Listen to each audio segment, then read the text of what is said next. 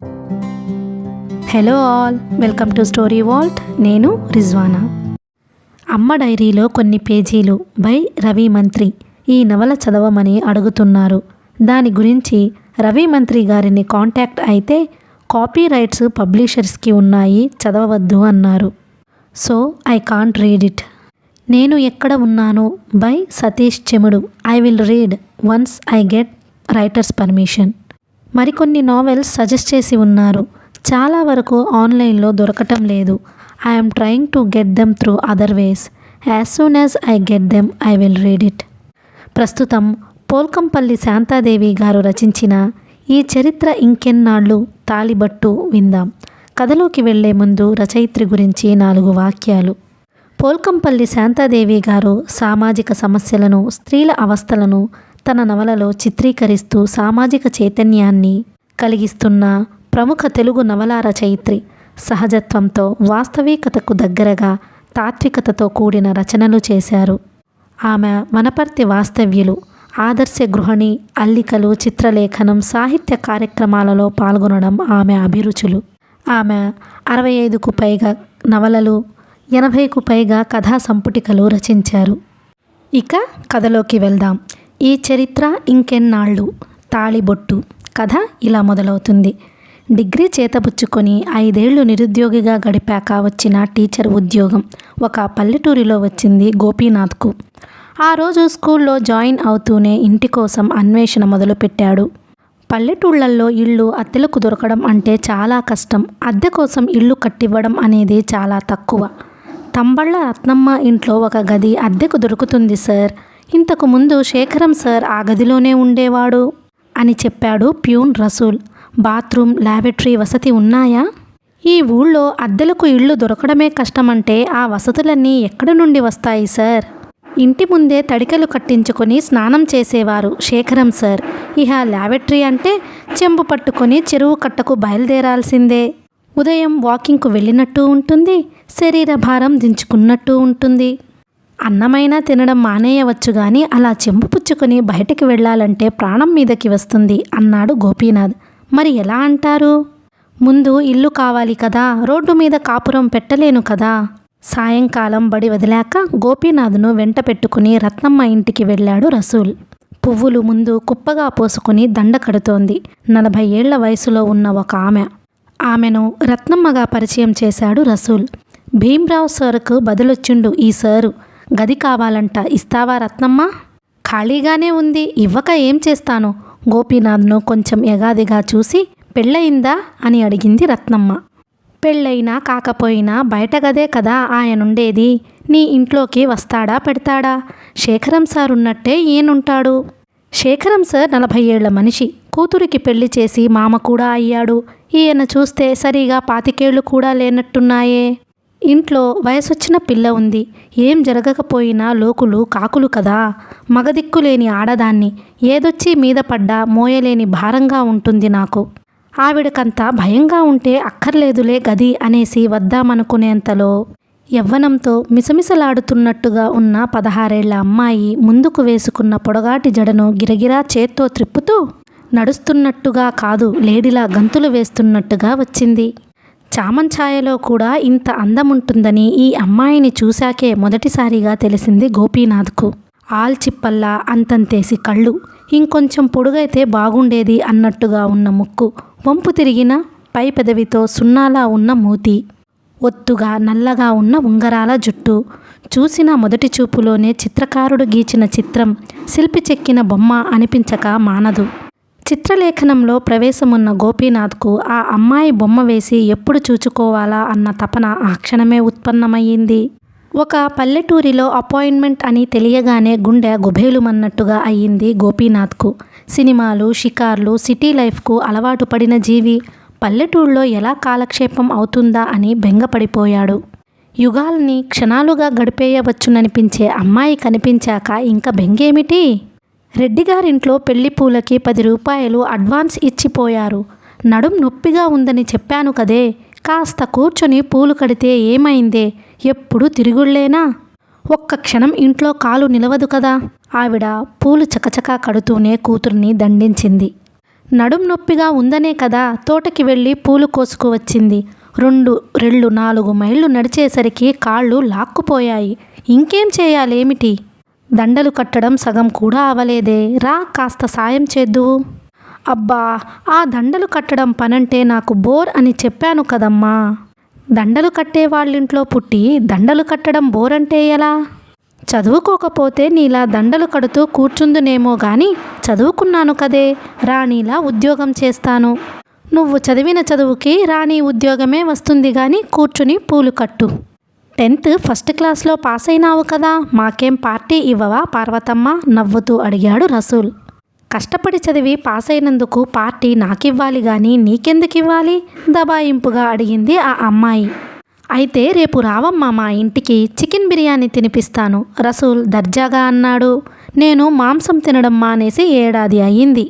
అయితే వెజిటబుల్ బిర్యానీ చేయిస్తాను, డబుల్ కా మీఠా చేయిస్తాను. మా బేగం డబుల్ కా మీఠా భలేగా చేస్తుంది. మీ బేగం గొప్పదనం చాటుకుందుకు నాకు పార్టీ ఇస్తావన్నమాట. పార్టీ నువ్వైనా ఇవ్వు, నేనైనా ఇస్తాను పార్వతమ్మ. ముందు గది సంగతేమిటో తేల్చు రసూల్. 1 నెల రోజుల్లో మరో గది చూచుకొని వెళ్ళిపోతానని చెప్పు.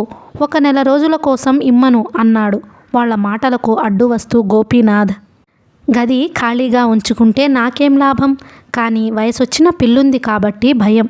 నేను బ్రహ్మచారినే కావచ్చు, అయితే వయసొచ్చిన పిల్లలను ఎగరేసుకుపోవటమేనా మా బ్రహ్మచారుల పని? బ్రహ్మచారులు మరీ అంత సంస్కారహీనులనా మీ ఉద్దేశం? చిరునవ్వు నవ్వుతూనే చురుగ్గా అడిగాడు గోపీనాథ్. అయ్యో, ఎంత మాట! నేను మిమ్మల్ని తప్పు పట్టడం లేదు. ఆడపిల్ల తల్లిగా నా భయం అది, నొచ్చుకుంది రత్నమ్మ. ఏమిటమ్మా నువ్వు మరీను? నేను మాత్రం బ్రహ్మచారుల కోసం కార్చు కూర్చున్నానేమిటి? నా హద్దులు నాకు తెలియవా? మరీ అంత మంచి చెడ్డలు తెలియకుండా పోలేదు నాకు. తల్లి ధోరణికి పార్వతికి కూడా కోపం వచ్చినట్టుంది. మీకా భయం ఉండడం సహజమే, కానీ నాకు గది దొరకడం చాలా అవసరంగా ఉంది. నా లగేజ్ స్కూల్లోనే పెట్టాను. నాకిక్కడెవ్వరూ తెలియదు. నాకీ ఊరే కాదు, ఉద్యోగం కూడా క్రొత్తే. ఈ రాత్రి నాకు నిలువ నీడ దొరక్కపోతే నేనేమైపోవాలి చెప్పండి? 1 నెల రోజులు కాకపోతే వారం రోజుల కోసమైనా గది ఇవ్వండి. ఈ వారం రోజుల్లో మరో ఇల్లు చూచుకొని వెళ్ళిపోతాను. మీరు అంతగా అడిగితే ఎలా కాదనగలను అని ఆవిడ గది తాళపు చెవి తీసుకువచ్చింది. వరండాకి ఆనుకొని 2 అంకళాల గది. మట్టి మిద్దె, మట్టి నేల, సామాను పెట్టుకోవడానికి గోడలకి అరలు గూళ్ళు ఏమీ లేవు. అంతా క్రిందే పెట్టుకోవాలి. తనకి మాత్రం ఏం సామానుందని? 1 బెడ్డింగు, 1 సూట్ కేసు. వంట చేసుకునే ఓపిక ఎలాగో లేదు. ఇక్కడెక్కడైనా పూటకూళ్ళమ్మని వెతుక్కోవలసిందే. రసూల్ మొద్దు చీపురొకటి ఇప్పించుకొని గది ఊడ్చాడు. స్కూల్ నుండి బెడ్డింగ్, సూట్ కేస్ తెచ్చిపెట్టాడు. రాత్రికి హెడ్ మాస్టర్ గారు భోజనానికి పిలిచారు. ఆయన ఇల్లెక్కడో నేను చూడలేదు. ఇల్లు చూపడానికి రాత్రికి వస్తావా? అడిగాడు రసూల్ని గోపీనాథ్. అలాగే సార్. రసూల్ వెళ్ళిపోయాక గోపీనాథ్ బెడ్డింగ్ విప్పి పరిచి పడుకున్నాడు. అలసటతో ఎప్పుడు నిద్ర పట్టిందో తెలియదు. రాత్రి 7 తర్వాత రసూల్ వచ్చి పిలిస్తే అప్పుడు మెలకువ వచ్చింది. వరండాలో చూరుకు తగిలించిన లాంతర్ వెలుతురు కొద్దిగా గదిలో పడుతుంది. రత్నమ్మని అడిగి నీళ్లు తీసుకుని ముఖం, కాళ్ళు, చేతులు కడుక్కొని బయలుదేరాడు గోపీనాథ్. వారం రోజులు గడిచాయి. రత్నమ్మ స్థితిగతులు గోపీనాథ్ కుటుంబం గురించి రత్నమ్మకు తెలిసింది. తంబళ్ల కులం రత్నమ్మది. పూలమ్ముకోవడం వృత్తి. ఉండడానికి 1 ఇల్లు, 2-3 ఎకరాల పొలం తప్ప పెద్ద ఆస్తిపాస్తులేం లేవు. పార్వతి 3 నెలల పసికందుగా ఉన్నప్పుడే ఆమె భర్త చనిపోయాడు. ఆమె ఆశలన్నీ పార్వతీ మీదే. ఆ పిల్లను కళ్ళల్లో పెట్టుకు పెంచినట్టుగా పెంచింది.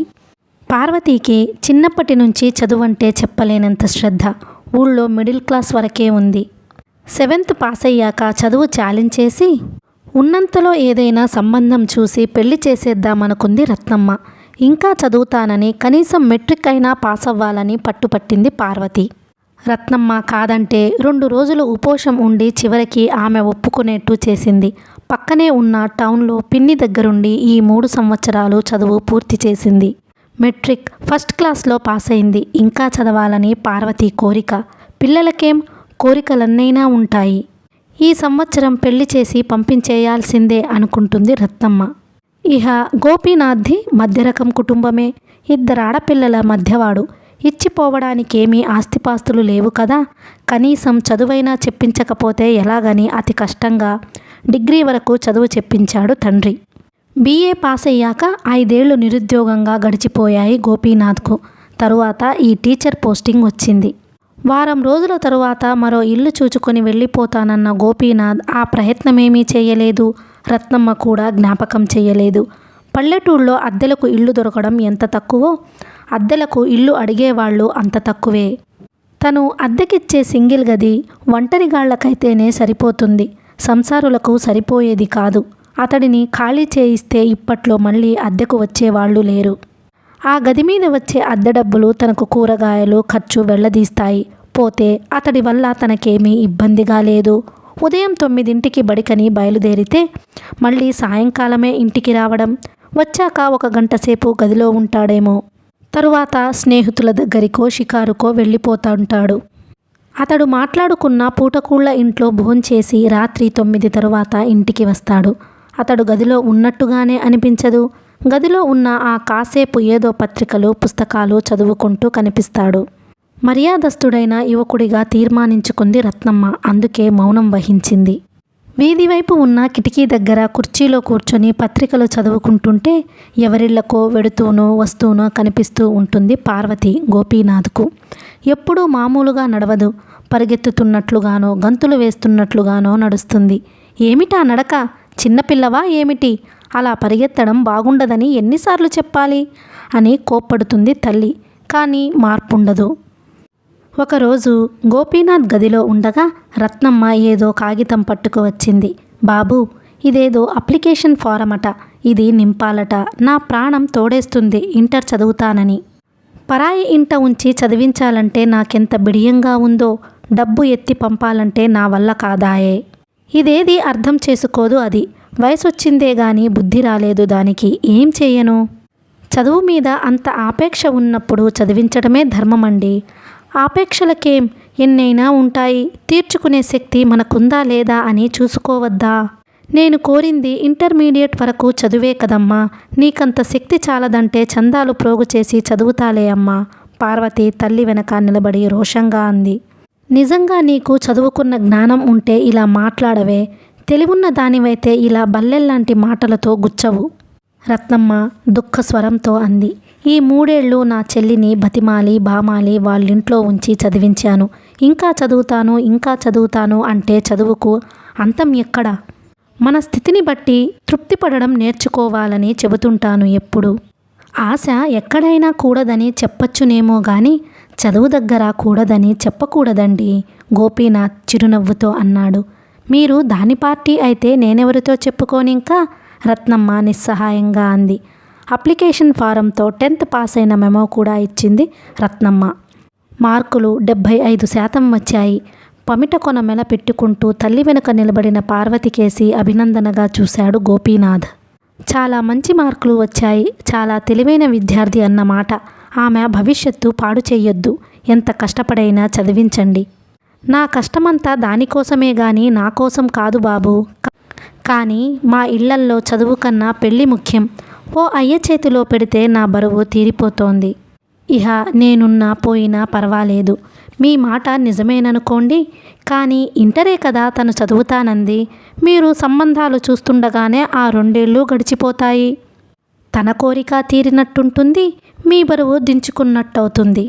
మీరే కాదు అందరూ ఇదే మాట. తెలివైన పిల్ల చదివించమని. దాని మొండిపట్టు అలాగే ఉంది. అందరూ చెప్పేది అలాగే ఉంది. సరే కానీయండి. ఆ కాగితం పూర్తి చేయించుకొని దేవుడి దగ్గర పెట్టి దండం పెట్టు అని కూతుర్ని అక్కడే వదిలి పని మీద ఇంట్లోకి వెళ్ళిపోయింది రత్నమ్మ. పార్వతి ఎప్పుడో ఒకసారి అలా దూరం నుండి కనిపిస్తేనే గోపీనాథ్ గుండె చిత్రంగా స్పందించేది. ఇప్పుడు ఎదురుగా దగ్గరగా తన గదిలోనే. పుట్టినరోజు, తీసుకునే సబ్జెక్ట్, గార్డియన్ పేరు, పుట్టుమచ్చలు అన్నీ అడిగి ఫారం నింపాడు గోపీనాథ్. తనివి తీరా పార్వతి ముఖారవిందాన్ని చూస్తూనే. 1-2 సార్లు అతడి చూపుల్లో తన చూపులు కలిసినప్పుడు అతడి చూపు సూటిగా తన గుండెల్లోకి గుచ్చుకుపోతున్నట్టుగా అనిపించింది. కొంచెం తోట్రుపాటుతో కళ్ళు దించుకుంది పార్వతి. ఏదో మత్తుమందు చల్లుతున్నట్టుగా వశీకరించుకున్నట్టుగా ఉన్నాయి ఆ చూపులు. పాతికేళ్ల పడుచు వయసు, తెల్లటి శరీర వర్ణం, దువ్వెనకు లొంగనట్టుగా ఉన్న ఉంగరాల జుట్టు, విశాలమైన నుదురు, చిలక ముక్కులా ఉన్న ముక్కు, కొంచెం మందంగా అనిపించే పెదవుల మీద పురుషత్వానికే వన్నెదిద్దుతున్నట్టుగా సన్నని మీసకట్టు. మొహవీచిక మొదటిసారిగా పార్వతీని చుట్టివేసింది. పూర్తి చేసిన అప్లికేషన్ ఫామ్ అందుకొని థ్యాంక్స్ మాస్టారు అంది. బడిలో పిల్లలకి మాస్టారుని, నీకు కూడా మాస్టారునేనా? పార్వతి కొంచెం సిగ్గుపడి ఇంకేమనాలి అంది. నా పేరు గోపీనాథ్. పేరు పెట్టి పిలవమంటారా? అమ్మో! పార్వతి భయాన్ని అభినయిస్తూ పెద్ద పెద్ద రెప్పలు అల్లారుస్తుంటే ముగ్ధుడైనట్టుగా చూశాడు గోపీనాథ్. మరునాడు పార్వతి టౌన్కి వెడదామనుకుంది గాని తెలిసిన అబ్బాయి వెడుతుంటే అతడితో పంపించేసింది అప్లికేషన్ ఫారం. ఒకరోజు సాయంకాలం చెరువు కట్ట మీదుగా షికారు వెళ్ళాడు గోపీనాథ్. పడమట సంధ్యాకాంత అద్భుత దర్శనం కావడానికి ఇంకా టైం ఉంది. సూర్యభగవానుడు పశ్చిమ కొండల వెనక్కి దిగిపోవడానికి సర్వసన్నాహాలు చేసుకుంటున్నాడు. చెరువు కట్ట మీదకి ఎక్కి చూస్తే అలుగు పారేదానికి అటూ ఇటూ ఊరు, చెరువు కొన నుండి పచ్చటి చేలు కనిపిస్తాయి. ఈ చెరువు కట్టన సాయంకాలాలు గడపడం అంటే చెప్పలేనంత ఇష్టం గోపీనాథ్కు. సాయంకాలం ఫ్రెండ్స్ పేకాటకి పిలిచినా వెళ్ళడు.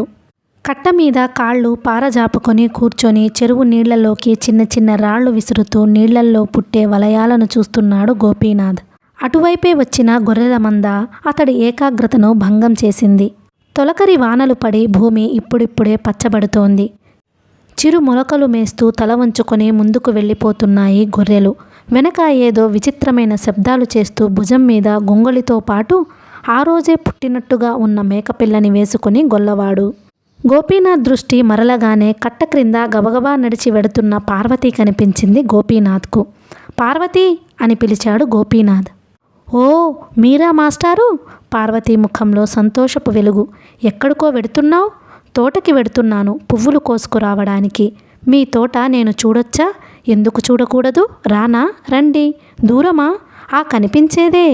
గోపీనాథ్ కట్ట దిగి పార్వతీతో నడక సాగించాడు. కిలోమీటర్ దూరం నడిచాక పార్వతి వాళ్ల తోట వచ్చింది. జీతగాడు ఎద్దులతో మూట కొడుతున్నాడు. తిత్తిలో నుంచి నీళ్లు క్రిందపడి కాలువలో నుంచి గలగలలాడుతూ పరుగు తీస్తున్నాయి. వరుసగా చెట్ల పొదలకి పారుతున్నాయి. తోట నిండా ఎక్కువగా తెలుపు సరస్వతీ రంగుల్లో సాదా మల్లెలు విరబూసి ఉన్నాయి. డిసెంబర్ చెట్లు పొదల్లా పెరిగాయి గాని ఇంకా పూతకి రాలేదు. ఓవైపు చేమంతి మడి ఉంది. కనకాంబరాలు పూశాయి. బావికి అవతల వైపు మొగలి పొదలున్నాయి. బావికి కొంత దూరంగా జాజి బొండు మల్లెలకి పందిళ్లు వేసి ఉన్నాయి. రాతి స్తంభాలతో గులాబీలు మందారాలు ఉన్నాయి గాని ఎక్కువగా లేవు. తోటకి చుట్టూ కొబ్బరి చెట్లు వెదురు చెట్లు వేసి ఉన్నాయి. సపోటా జామ లాంటివి 1-2 పళ్ళ చెట్లు మాత్రం ఉన్నాయి. సంధ్యవేళ విరిసే పూల వాసన, నీళ్లు త్రాగిన మట్టి వెదజల్లే వాసన కలగాపులగమై ఏదో దివ్యమైన వాసన ముక్కుకి సోకుతున్నట్లుగా, మనసు ఆనందంతో తేలిపోతున్నట్లుగా అనిపించింది గోపీనాథ్కు. ఇంత పొద్దుపోయి వచ్చావేం పార్వతమ్మ తల్లి? ఇప్పుడొచ్చి పూలెప్పుడు కోసుకుంటావు? ఎద్దుల్ని అదిలిస్తూనే అడిగాడు జీతగాడు. సుమిత్ర వాళ్ళింట్లో గవ్వలాడుకుంటుంటే ప్రొద్దుపోయిందిరా.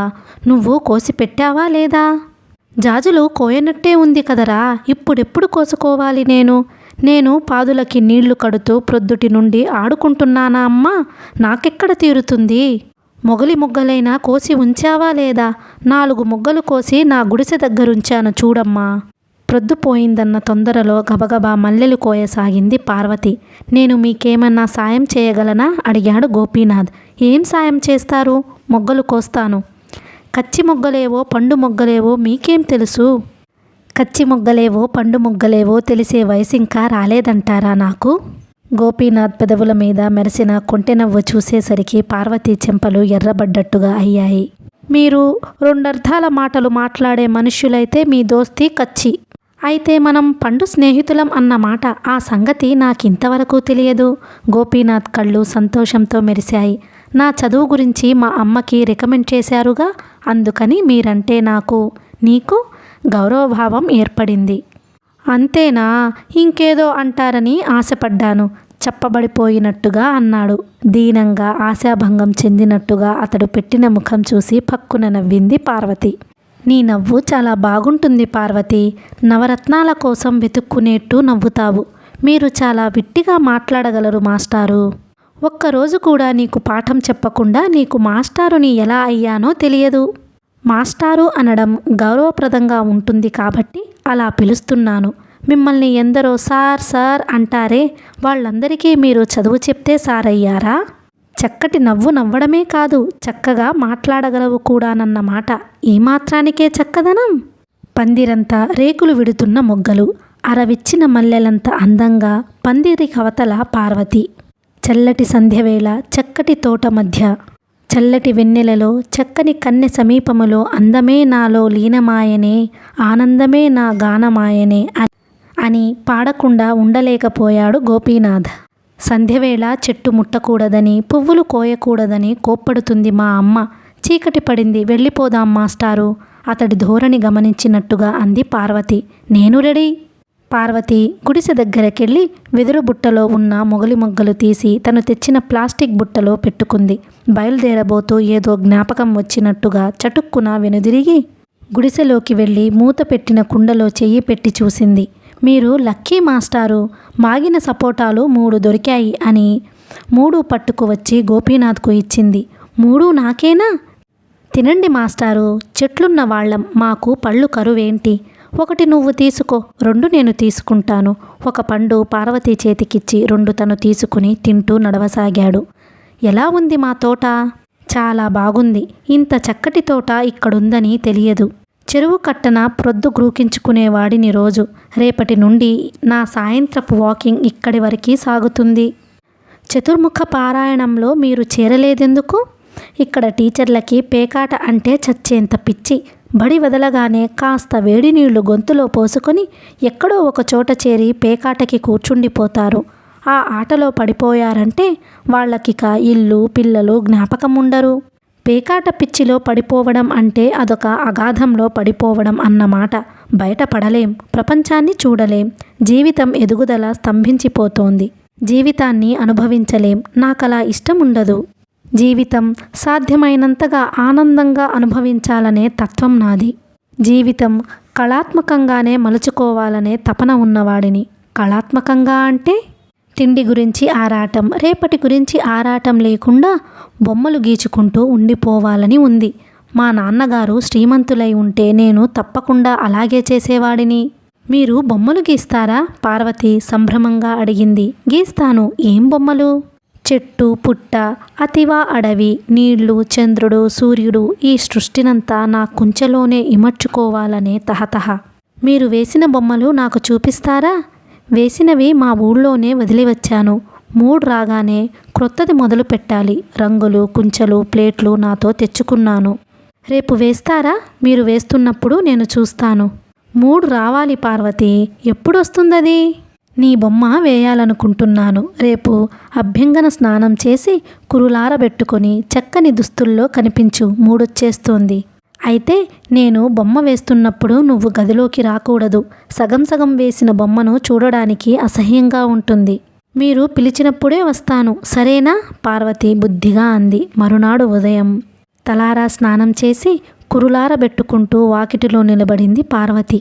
కిటికీలో నుంచి చూసిన గోపీనాథ్కు కళ్ళు చెదిరిపోయినట్టుగా అయ్యాయి. పౌడర్ అద్దుకొన్న ముఖాన్ని కాటుక తీర్చిన కళ్ళు మరింత కళాత్మకంగా చేస్తున్నాయి. వీపు మీద పరుచుకున్న జుట్టు గాలికి ఎగురుతూ త్రుళ్ళిపడుతున్న జలపాతంలా ఉంది. నిండుగా ఉన్న చెంపలకి 16 ఏళ్ల వయసు తెచ్చిన నునుపు ఎరుపుని చూస్తుంటే దగ్గరగా వెళ్ళి ఆ చెంపల్ని చేతుల్లోకి సుతారంగా తీసుకుని మృదువుగా ఓ ముద్దు పెట్టాలనిపిస్తోంది. ఈ పల్లెటూళ్ళలో ఇంత అందం దాగుందని తెలిస్తే, ఈ ఊరికి పోస్టింగ్ వచ్చిందని తెలిసినప్పుడు అంత బెంగపడేవాడిని కాదు కదా అనుకున్నాడు గోపీనాథ్. కిటికీ అవతల కనిపించిన అతడిని చూసి బాగున్నావా అన్నట్టు చూసి నవ్వింది పార్వతి. గోపీనాథ్ ఉత్సాహంగా గాలిలోనే ఓ ముద్దు విసిరాడు. అతడు ముద్దు విసిరిన వైనం చూసి పక్కున నవ్వి పార్వతి వెంటనే త్రుళ్ళిపడ్డట్టుగా అయి చుట్టూ చూసింది. ఎవరైనా చూశారేమో అన్నంత కంగారుతో. కానీ ఎవరూ చూసినట్టుగా అనిపించలేదు. ఒకసారి ఇలారా అన్నట్టుగా చేత్తో సైగ చేశాడు. అమ్మో, గుండె మీద చెయ్యుంచుకొని భయం అభినయించింది. రా రమ్మంటూ అతడు మళ్ళీ మళ్ళీ సైగ చేసి పిలవడంతో తల్లి ప్రక్కింటికి వెళ్ళగా చూసి అతడి గదిలోకి అడుగుపెట్టింది. అతడేమైనా చిలిపి పని చేస్తాడేమోనని భయపడింది గాని అలా ఏం జరగలేదు. పార్వతీని అలా నిలబెట్టి తన 2 అడుగుల దూరంలో నిలబడి పార్వతీ రూపాన్ని హృదయంలో హత్తుకుంటున్నట్టుగా తదేకంగా చూడసాగాడు గోపీనాథ్. నడుం మీద చెయ్యితో కొద్దిగా నడుం వంచి చక్కని భంగిమలో ఒక చిత్తరువులా నిలబడింది పార్వతి. పెదవుల మీద చిరునగువు. Very good. అంతర్జాతీయ ప్రదర్శనలో బహుమతి కొట్టేక్కునేంత గొప్పగా బొమ్మ వేయగలను తృప్తిగా చూస్తూ అన్నాడు. ఇంకా కాసేపు నిలబడేదేమో గాని తల్లి రావడం చూసి చటుక్కున ప్లేటు మార్చింది. ఇవ్వండి మాస్టారు పెన్ను అంది పార్వతి. గోపీనాథ్ నవ్వుకుంటూ వెళ్ళి షర్ట్ జేబుకున్న పెన్ను తీసి పార్వతికిచ్చాడు. పార్వతి వచ్చేస్తుంటే తల్లి అడిగింది, నీ పెన్ను ఏమైందే? ఎందుకో సరిగా పడడం లేదమ్మా. ఆ రోజు బడికి సెలవు చీటీ పంపి పార్వతి బొమ్మ వేయటంలో నిమగ్నమైపోయాడు గోపీనాథ్. సాయంకాలం తల్లి తోటకు వెళ్ళగా చూసి గదిలోకి వచ్చి చూసింది పార్వతి. స్టాండు మీద నిజంగా ఒక అద్భుతమైన కళాఖండం అనిపించేంత గొప్పగా వచ్చింది బొమ్మ. బొమ్మలో తన పోలికలు స్పష్టంగా ఉన్నాయి. తనలోని అందాలన్నీ ఆ బొమ్మలో విశ్లేషించినట్టుగా ఉన్నాయి. చాలా గొప్పగా వేశారు మాస్టారు బొమ్మ, పార్వతి ముగ్ధురాలై అంది. ఈ బొమ్మ ఇంత గొప్పగా రావడానికి కారణం నువ్వంత అందంగా ఉండడం. కళాకారుడికి స్ఫూర్తినిచ్చే సౌందర్య నిధివి పార్వతి. ఈ బొమ్మ నాకిచ్చేయరు? ఈ బొమ్మ నా 6వ ప్రాణం. నాకు నేర్పండి మాస్టారు బొమ్మలు వేయడం. అందరూ పల్లకి ఎక్కితే మోసేదెవరన్నట్టు అందరూ బొమ్మలు గీసే వాళ్ళైతే ఆనందించేదెవరు? అబ్బా ఎంత సంకుచితం. మీరొక్కరే బొమ్మలు వేయాలి, ఇంకెవ్వరూ వేయకూడదు. పార్వతి సున్నాలా మూతి చుట్టింది. నువ్వు అలిగితే కోప్పడితే రెట్టింపు అవుతుంది నీ అందం. నీకు కోపం తెప్పించడం నాకే లాభం అన్నమాట. బొమ్మలు వేయడం నేర్పరన్నారు కదూ, అయితే మీతో కచ్చి అని వెళ్ళబోయింది. కోపం తెచ్చుకోవద్దు, నేర్పుతాను. ఎప్పటి నుండి? చప్పున వెనుదిరిగి సంతోషంగా అడిగింది. ఇప్పుడే, ఈ క్షణం నుండే. మరి మీ అమ్మకి ఉదయం పెన్ను కోసం వచ్చానని చెప్పావు, ఇప్పుడేమని చెబుతావో చిలిపిగా చూశాడు. అయితే రాత్రికి అమ్మని కాకాపట్టి పర్మిషన్ తీసుకుంటాను. కానీ పార్వతి కాకాలేమీ పనిచేయలేదు తల్లి దగ్గర. పరాయి ఊళ్ళు పట్టిపోయి చదువుకుంటానంటావు, మగవాళ్ల దగ్గరికి వెళ్ళి బొమ్మలు గీయడం నేర్చుకుంటానంటావు. నీ కోరికలకి హద్దు లేకుండా పోతోంది. పెళ్లి కాని అబ్బాయి గది ఇవ్వటమే నలుగురు 4 రకాలుగా అనుకునేట్టుగా అయ్యింది. ఇంకా ఆ అబ్బాయి దగ్గరికి వెళ్ళి బొమ్మలు గీయడం నేర్చుకుంటానంటావు. చాలే, మళ్ళీ ఆ సంగతి నా దగ్గర ఎత్తి నన్ను సతాయించకు కటుస్వరంతో అంది రత్నమ్మ. ఇహ నోరెత్తలేదు పార్వతి. నీ పోరు పడలేక ఆ అప్లికేషన్ పెట్టనిచ్చాను గాని ఇహ నువ్వు చదవడం నాకస్సలు ఇష్టం లేదు. మామయ్యకి ఉత్తరం రాయించాను రమ్మని. ఎందుకు? ఆ మధ్య వాడొచ్చినప్పుడు 1-2 సంబంధాలున్నాయని చెప్పాడు. ఆ సంగతేదో ఖచ్చితంగా తేల్చుకోమని చెబుతాను. ఖచ్చితంగా తేల్చుకుంటే ఈ సంవత్సరం నీ పెళ్లి చేసేయడమే. నీ అదృష్టం బాగుంటే ఆ కట్టుకున్న వాడినే అడిగి చదువుకో. పెళ్లి చేసుకుని పిల్లల్ని కంటూ చదివేవాళ్ళు ఎంతమంది లేరు? ఇదివరలో తల్లి పెళ్లి సంగతి ఎప్పుడు ఎత్తినా కస్సుమనేది, దెబ్బలాడినట్టుగా మాట్లాడేది. నేనింకా చదువుకోవాలి, నా మాట వినకుండా అలాంటి ప్రయత్నాలేమైనా చూశావా? పెళ్లిపేటల మీద నుండి మాయమైపోతాను జాగ్రత్త అని బెదిరించేది. కానీ ఇప్పుడు తల్లి నోటి నుండి పెళ్ళి అని వినగానే పార్వతి మనసులో గోపీనాథ్ తళుక్కుమన్నట్టుగా అయ్యాడు. అతడి పట్ల ఏర్పడిన అనురాగం పెళ్లికి వ్యతిరేకమైన భావాలన్నిటినీ తుడిచివేసినట్టుగా చేసింది. తను పెద్ద చదువులు చదివినట్టుగా భుజానికి బ్యాగ్ తగిలించుకొని ఏదో ఆఫీసర్ ఉద్యోగానికి వెడుతున్నట్టుగా వచ్చే కలలకి బదులు గోపీనాథ్ పరిష్వంగంలో ఒదిగిపోయిన కలలు వస్తున్నాయి. సీటు కోసం అంతగా పోరు పెట్టి అప్లై చేసిందే గాని ఇప్పుడు సీటు గురించి ఇంట్రెస్టే పోయింది. తోటకి పువ్వులు కోసుకురావడానికి వెళ్ళమని తల్లి చెబితే విసుక్కునే పార్వతి ఇప్పుడు తల్లి చెప్పకుండానే తోటకి బయలుదేరుతుంది. మధ్యాహ్నం 3 గంటలకే. సాయంత్రం 5 గంటలకు వాకింగ్కి వస్తాడు గోపీనాథ్ తోటకి. ఇద్దరు పువ్వులు కోస్తారు. తరువాత ఇద్దరు కబుర్లు చెప్పుకుంటూ చెట్ల క్రింద కూర్చుంటారు. ఎడతెగని కబుర్లు. సపోటా పళ్ళు తింటూనో, పచ్చి పల్లీలు జీతగాడితో కాల్పించుకుని తింటూనో సాగుతాయి ఆ కబుర్లు. ఆ రోజు సాయంకాలం, ఇవాళ మా పిన్ని నుండి ఉత్తరం వచ్చింది. ఫస్ట్ లిస్ట్లోనే నా పేరు వచ్చిందిట. నీకిది సంతోషకరమైన వార్త, నాకది చాలా చెడు వార్త. నిన్ను చదివించమని మీ అమ్మకి ఎందుకు రికమెండ్ చేశానా అని ఇప్పుడు పశ్చాత్తాపపడుతున్నాను. నాకు ఎందుకో సంతోషం కలగడం లేదు. ఎందుకు? మీతో ఇలా కబుర్లు చెప్పుకునేందుకు వీలుండదని. ఒక్కరోజు మీతో కబుర్లు చెప్పకపోతే నేనుండలేననిపిస్తోంది. అయితే వెళ్ళవా? వెళ్ళమంటారా? గోపీనాథ్ ఆమె చెయ్యి అందుకొని నలుపుతూ, వెళ్ళిపోతావేమోనని ఒకటే ఇదైపోయాను. నువ్వే వెళ్ళిపోతే సెలవు పెట్టేసి వెళ్ళిపోదామనుకుంటున్నాను అన్నాడు కొంచెం ఆవేశంగా. అమ్మకి కూడా ఇష్టం లేదు నన్ను చదువు కోసం పంపడం. నా పెళ్లి చేసి పంపాలని ఆవిడ తహతహలాడుతోంది. మామయ్యకి ఉత్తరం కూడా వ్రాయించింది ఇందుకోసం. ఒక గండం గడిస్తే ఇంకో పెద్ద గండం వచ్చి పడిందన్నమాట నా ప్రాణానికి. ఇది మీరు గండంగా భావిస్తున్నారా? షాక్ తిన్నట్టుగా అడిగింది పార్వతి. తన మాట పార్వతిని ఎంత నొప్పించిందో అప్పుడు గుర్తించాడు గోపీనాథ్. నీకు వచ్చే వరుడి స్థానంలోకి రాగలిగితే ఇది గండం అస్సలు కాదు పార్వతి. కానీ ఇంత తొందరగా సాధ్యం కాదేమో. మనది కులాంతర వివాహమవుతోంది. మా వాళ్ళని అంగీకరింపజేయడానికి కొద్ది రోజుల వ్యవధి కావాలి. కొద్ది రోజులంటే కనీసం 1 సంవత్సరం గడువు ఇవ్వు. సంవత్సరమా? నా వల్ల కాదు అన్ని రోజులు మీకు దూరంగా ఉండడం. ఇంటి అల్లుడిలా మీ ఇంట్లోనే ఉంటాను కదా. అంత దగ్గరగా ఉంటాం కాబట్టే మన పరిధుల్లో మనం ఉండలేమని నా భయం. మగవాడిని నేను తొందరపడినా నన్ను ఉంచాల్సిన దూరంలోనే ఉంచేయి పార్వతి. ఈలోగా మా వాళ్ళని ఒప్పించి మన పెళ్లి జరిగేట్టు ప్రయత్నిస్తాను. నన్ను ప్రణయంలోకి లాగడానికి మీకు తల్లిదండ్రుల అనుమతి అక్కరలేకపోయింది. పెళ్ళి అనేటప్పటికీ వాళ్ల అనుమతి కావాలన్న సాకు చెబుతున్నారా? పార్వతికి కోపం వచ్చింది. నిందంతా నా మీద మోపి నువ్వు నిర్దోషిగా తప్పుకోవాలనుకుంటున్నావా? ప్రణయంలోకి నిన్ను నేను లాగానా? నీ అందచందాలు నన్ను లాగాయి ఈ ప్రణయమనే సుడిగుండంలోకి. ఈ సుడిని స్వర్గంగా మార్చుకుందుకు నాకు కొంచెం వ్యవధి ఇవ్వు. నేను తప్పకుండా నిన్ను పెళ్లి చేసుకుంటాను. తెలిసిపోయింది మీ నైజం. ఈ పల్లెటూళ్ళలో నన్ను ఒక బొమ్మని చేసి ఆడుకోవాలనుకున్నారు మీ కాలక్షేపానికి. మా అమ్మ అనుభవంతో ముందే అంచనా వేసి మీకు గది ఇవ్వడానికి వెనకంజ వేసింది. అమ్మ కన్ను కప్పి మిమ్మల్ని తోటలో కలుసుకుంటూ అమ్మని మోసగించి నేనెంత తప్పు చేస్తున్నానో నాకిప్పుడు తెలిసింది. అమ్మ తెచ్చిన సంబంధం బుద్ధిగా చేసుకుని వెళ్ళిపోవటమే నేను చేసిన తప్పుకు తగిన ప్రాయశ్చిత్తం అని చటుక్కున లేచి వెళ్ళిపోయింది. పార్వతి, నా మాట విను. వెనుక నుండి గోపీనాథ్ పిలుస్తున్నా వినిపించుకోలేదు. వారం రోజులు గడిచిపోయాయి. ఈ వారం రోజుల్లో ఒక్కసారి కూడా గోపీనాథ్ వంక చూడలేదు పార్వతి. అతడితో మాట్లాడలేదు. వాళ్ల మేనమామ రావడం, పెళ్లి సంబంధం తీసుకురావడం కూడా జరిగింది. ఆ రోజు వాళ్ళింట్లో పెళ్లి చూపుల సందడి మొదలవ్వడం చూసి గోపీనాథ్కి మనసులో లేనట్టుగా అయ్యింది. పార్వతి అన్నంత పని చేస్తుందా? ఎంత మొండి మనిషి! పార్వతిని ఒక్కసారి కలుసుకుని మాట్లాడితే ఎంత బాగుండును. కానీ ఆ అవకాశమే ఇవ్వడం లేదే. తోటకి కూడా రావడం లేదు. మధ్యాహ్నం స్కూలు నుండి ఇంటికి వచ్చేసరికి ముందు గదిలో పెళ్లి చూపులు జరగడం కనిపించింది. పార్వతి కావాలనే మాస్టర్ని కూడా పిలువమ్మా, చూస్తారు పెళ్లి కొడుకును అని తల్లిని పంపింది. ఆవిడ వచ్చి, బాబు, అమ్మాయిని చూసుకోవడానికి పెళ్లివాళ్లు వచ్చారు.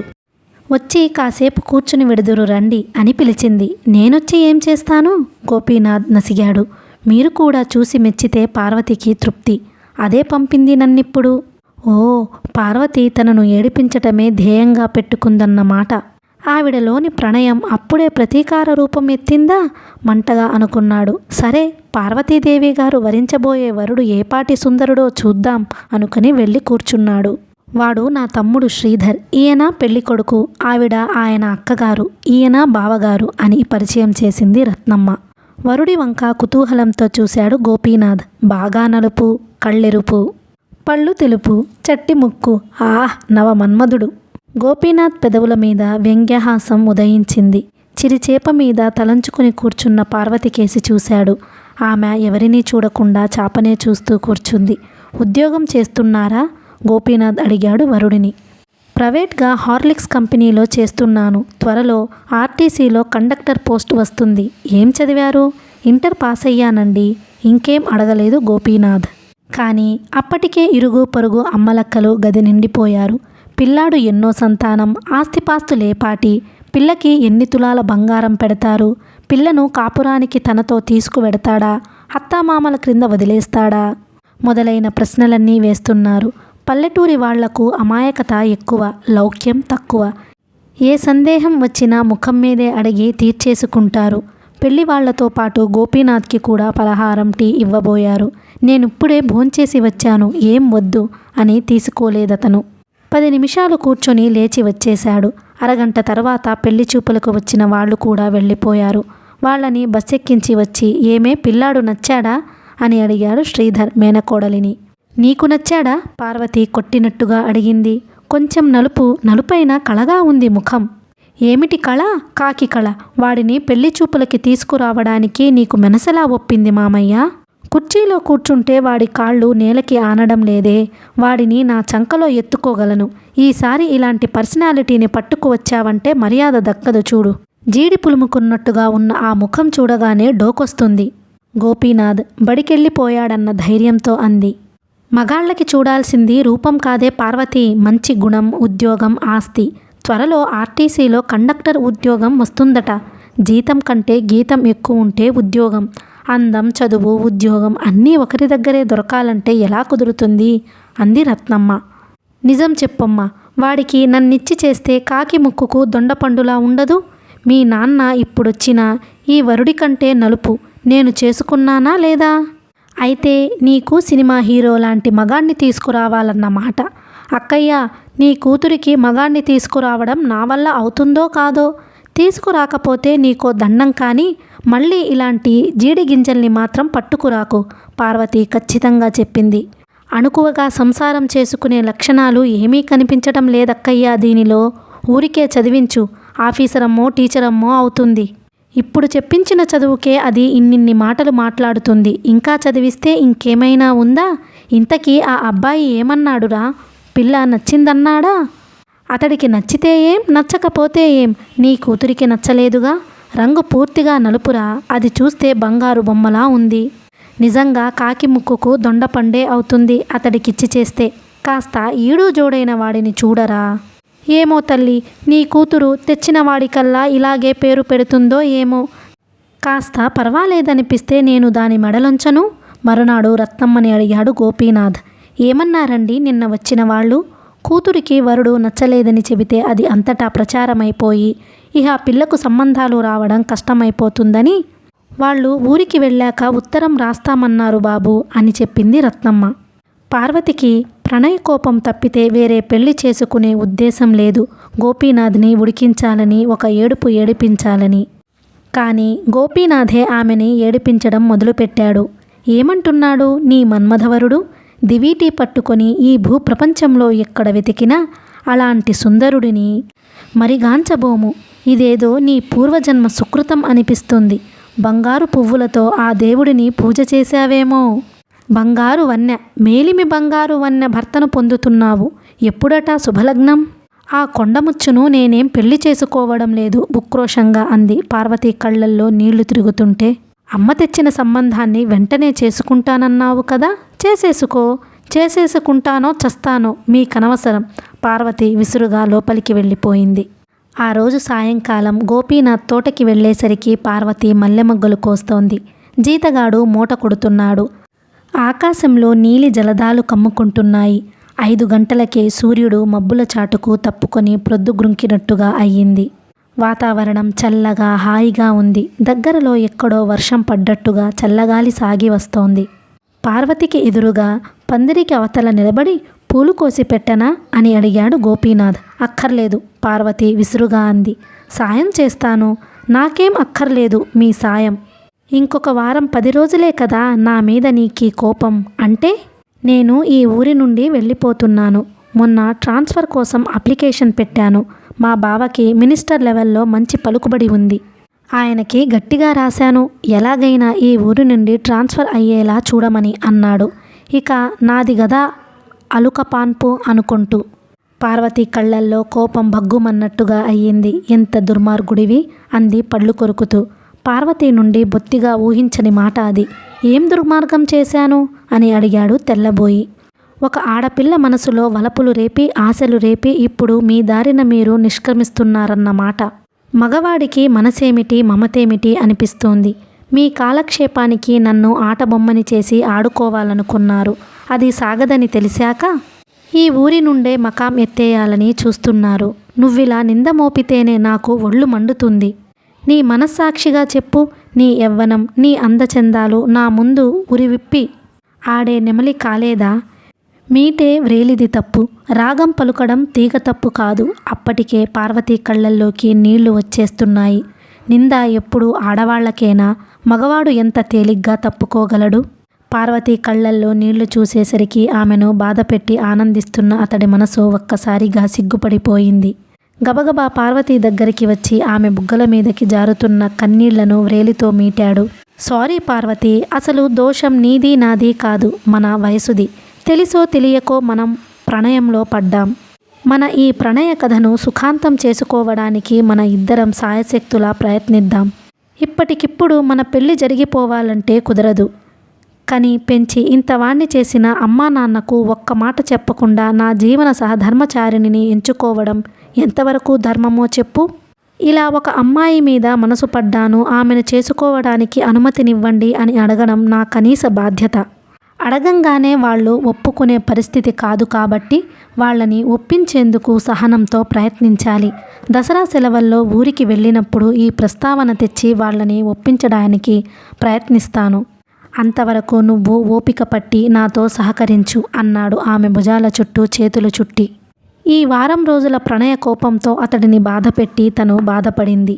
ఇప్పుడు ఇద్దరి మధ్య ఉన్న అడ్డుతెర ఏదో తొలగిపోయినట్టుగా అతడి గుండెల్లో ఒదిగిపోయి వెక్కి వెక్కి ఏడవసాగింది పార్వతి.